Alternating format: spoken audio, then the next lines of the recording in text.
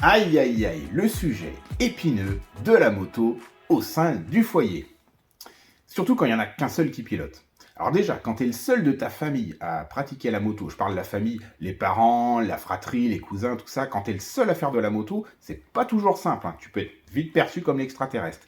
Mais avec le conjoint ou la conjointe, là, le spectre des possibilités, il va d'un extrême, c'est-à-dire la moto c'est un sujet de discorde, à tout au contraire, c'est un super moment de complicité.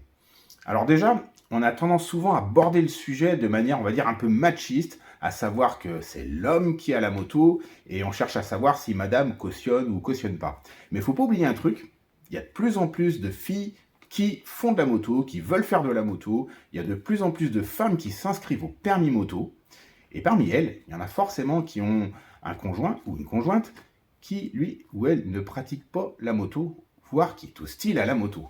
Là, c'est intéressant.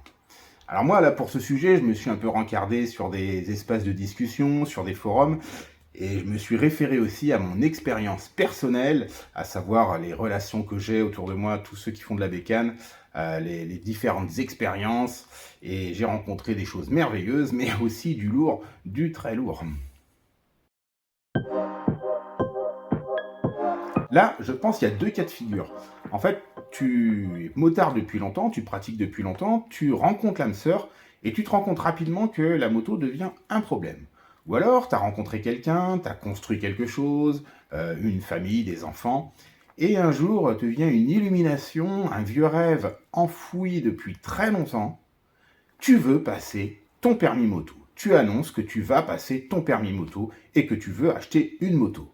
Et là, nom de Zeus, qu'est-ce que t'as pas dit? Et là, tout part en sucette. Les raisons à cette hostilité à la pratique de la moto peuvent être nombreuses. Tout d'abord, je dirais qu'il y a la peur. Et ça, la peur, c'est quelque chose d'assez légitime. On peut l'entendre. On doit l'entendre d'ailleurs. Pour quelqu'un qui est étranger au monde motard, il faut avouer que dans l'imaginaire collectif, la moto s'est associée à quelque chose de transgressif, voire dangereux, très dangereux même. Donc, mais par contre, ça, on peut en discuter. Hein. C'est quelque chose qui peut se discuter. On est adulte, voilà. On peut échanger sur le sujet. Une autre raison que j'ai décelée en lisant des discussions sur des forums ou au regard d'expériences que j'ai vues en observant dans mon entourage, c'est quelque chose de moins avouable, mais c'est la jalousie. Et oui, la moto, faut pas oublier que c'est un véhicule passion.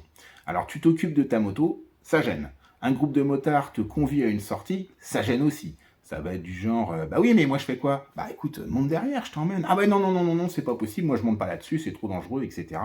Donc ça génère des conflits, de la frustration. Il faut savoir qu'il y en a certains ou certaines, pour réussir à les sortir à une balade, pour eux, ça va être une semaine de négociation avec le conjoint ou la conjointe en amont. C'est très compliqué. Il y a toujours quelque chose à faire. On avait prévu ça ce jour-là, ou alors c'est moi qui vais me retrouver tout seul avec les enfants. Bref, il y a toujours quelque chose. Alors, les emmener sur un week-end en moto, là, du coup, c'est très, très chaud. Mais alors, un road trip à la semaine, là, c'est de la science-fiction. Là, on oublie carrément, quoi. C'est désolant, mais c'est comme ça.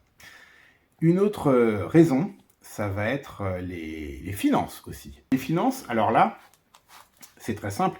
Une moto, ça coûte toujours un peu d'argent. Déjà, au niveau de tout ce qui est mécanique, révision, c'est plus rapproché que sur une voiture. Il y a toujours des petits trucs à acheter. On est tenté pour changer de l'équipement pour le pilote, de l'équipement pour la moto. Voilà. Donc ça, c'est un argument un peu fumeux parce qu'au final, une bagnole, ça coûte une blinde. Une courroie de distribution chez Renault, ça coûte un paquet de thunes, quoi. Avec le prix d'une main-d'œuvre et d'une courroie, vous achetez des gants moto pour plusieurs saisons. Et enfin, les enfants. Ça, c'est le sujet qui revient très souvent. Le chantage à l'enfant. L'odieux chantage aux enfants. Ouais, on a prévu d'avoir des enfants. Je veux que mes enfants grandissent en connaissant leur père.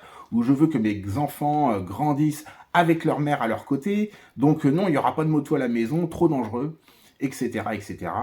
Mais sauf qu'il ne faut pas oublier un truc, les enfants kiffent la moto. Et ils auront tendance à se mettre du côté du parent qui a la moto. Ce qui peut être très pratique en cas de négociation.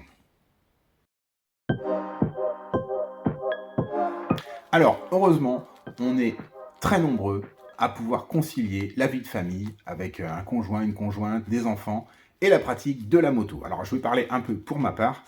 Moi, je roule depuis 7 ans. Je roule au quotidien. Alors, j'ai déjà fait une vidéo là-dessus. Je la mets en description en bas. Je ne vais pas revenir sur le sujet. Mais donc, on n'a qu'une seule voiture chez nous. Moi, j'utilise la moto pour aller bosser. Alors, ce que je fais, c'est que je change mes itinéraires. Ça me permet de faire de la balade, mes itinéraires pour rentrer du boulot.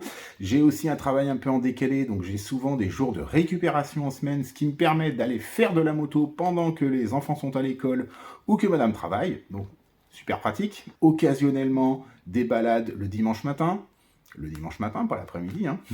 Et autrement, une fois dans l'année, il y a un road trip de 5-6 jours et éventuellement un long week-end de 3 jours avec des potes en moto. Et encore, c'est pas tous les ans. L'année dernière, les dates qu'on avait posées, ça tombait sur une semaine de flotte. On devait partir en Auvergne. On a fait 2 jours en Bretagne et on est rentré parce qu'il pleuvait. Donc voilà, donc il y a moyen de... Il y a moyen. La clé de tout ça, c'est la confiance en fait, la confiance. Moi je sais que ma conjointe me fait confiance au niveau sécurité, je suis prudent, elle sait que je suis prudent. À ce niveau-là, il n'y a aucun souci. J'ai proposé parfois de l'emmener sur des balades, donc bon, elle n'est pas très fanat de moto, mais sur des petits trajets, là récemment, je l'ai emmenée au boulot, la bagnole était au garage.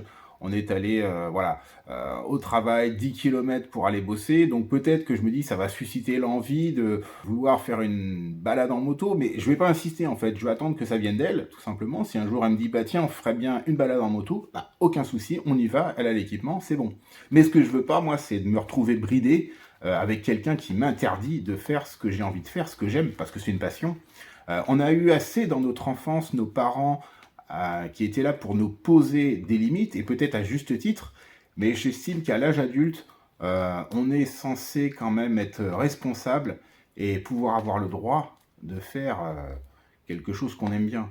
Je veux dire, la moto c'est dangereux, ouais, ok, mais dans ces cas-là, si on va là, faire du catamaran, bah, on peut se noyer, on peut tomber à cheval et se faire très mal, on peut même faire un jogging en campagne et se faire plomber par un chasseur qui prend pour un chevreuil.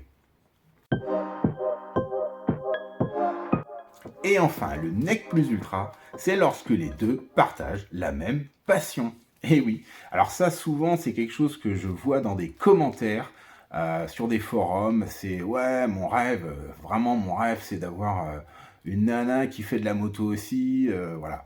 Bon, bah, évidemment, c'est sûr que c'est cool. Quand les deux font de la moto, ce qui est génial, c'est quand les deux ont une moto. Moi, je vois des fois, il y a des youtubeurs comme ça qui sont en couple à faire du off-road. Je trouve ça absolument génial. J'ai connu aussi un couple où, alors là, c'était lui qui pilotait.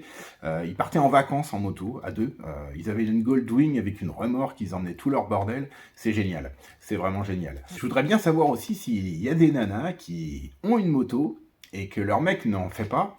Est-ce que les nanas emmènent leur mec derrière en moto? Parce que ça, c'est un truc, je me suis posé la question. J'ai fait une recherche, j'ai même fait une recherche Google.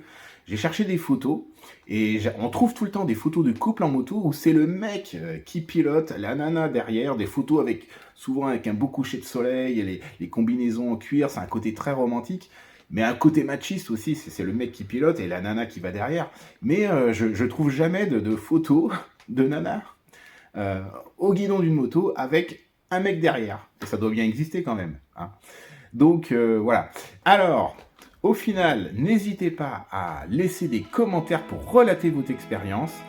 N'hésitez pas non plus à vous répondre les uns les autres. YouTube, ça peut être aussi dans les commentaires un espace de discussion, d'échange. Racontez-moi comment vous vivez votre expérience de moto en couple. Et moi, je m'engage à répondre à tous.